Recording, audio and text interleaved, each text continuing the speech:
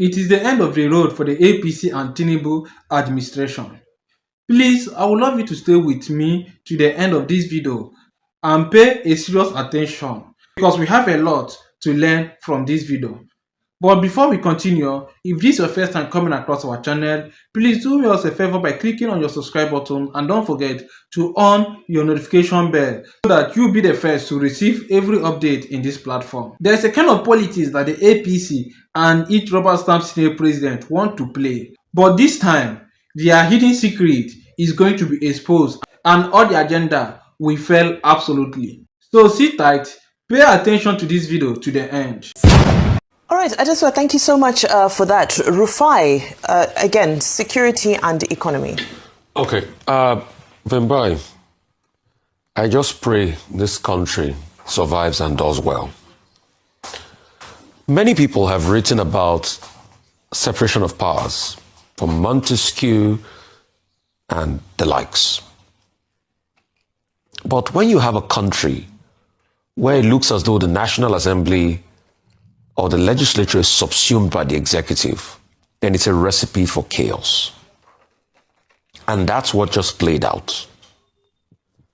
How do you expect Nigerians to buy the arguments that this government is making with increasing the budget because you had a windfall from the Iraq war for a government that is just going to spend another 9 months before elections, a lame duck government? You are increasing the budget size for a lame duck government. How do you explain that to Nigerians? Because of the windfall that we're going to get.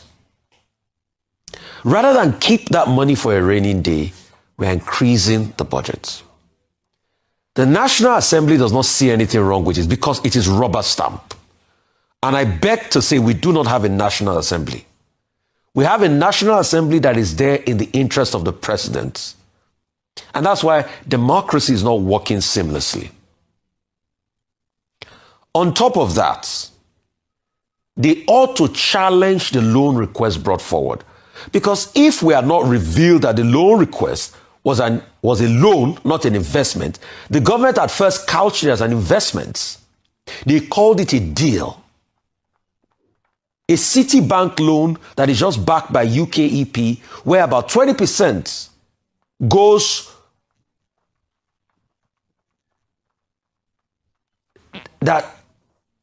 So the UKEP loan that just went ahead, that was a Citibank loan.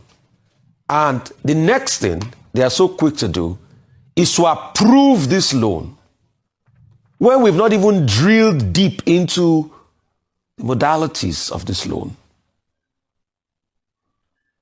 the terms of this loan. So we are so quick to approve it. On top of that, we are taking another couple of billions in loan, and the same rubber stamp National Assembly, just like the one that extended this budget, are quick to also approve that other 5 billion loan on top of it. Today, the National Assembly does not even challenge whatever is brought forward to it. Just like now, they've increased the budgets. They just want to get these rainy day funds, money we ought to keep in a rainy day account. They just want to get the funds, and probably it will trickle down to them one way or the other. They'll probably keep for election in a government that is already lame duck. And they are doing all of this at the expense of Nigerians. So one wonders, where is the level of accountability this country really ought to have? It is a sad day for Nigeria. Funds like this that we do not plan for are funds that we should keep aside for rainy day. But now we have gone ahead to squander this. And when they said they are extending the budget because they want to solve encumbrance from last year, but the president said we had very good revenues. We had met our revenue targets. That was what he said. So why wasn't that money used last year? It was when the National Assembly started scrutinizing the MDAs that we discovered that most of the monies they said we have met our revenue target for were not even disbursed. We saw what happened in the Ministry of Health, and we saw what happened in other ministries. Both the executive and the National Assembly, it's safe to say, are not even concerned about the plight of Nigerians. Because if we're truly concerned about the plight of Nigerians, what we are hearing this morning will not be the case. Too many loans, nothing to show for it. Then even speaking about the 1 billion loan, have they shown us a proper bidding process for that contract? How did the company emerge to do that contract? Also, we have not even asked questions. The areas they want to build, the new keys they want to build in the ports, there are people already having running concessions and companies already having running concessions in those areas to start with. Apart from that, they have also done another concession deal for 45 years with Snake Island for MSC. The same company will be the one fixing that. I don't think we're asking questions enough. And it's very sad that we have a National Assembly that just laps everything up for their own interest. As regards insecurity, isn't it shocking that days after, we don't have a proper reconnaissance, we don't have forensic experts working out of the areas that these atrocities happen in Jos. We are not getting forensic reports. The other day I saw the pharmacy where somebody was shot. People had access to the pharmacy, stepping over the blood of people. Where are police authorities? Where are forensic experts that are supposed to cordon off the crime scene? Valuable and tangible information, people have access to it because the crime scene is not cordoned off. And the next thing we are quick to do is a curfew.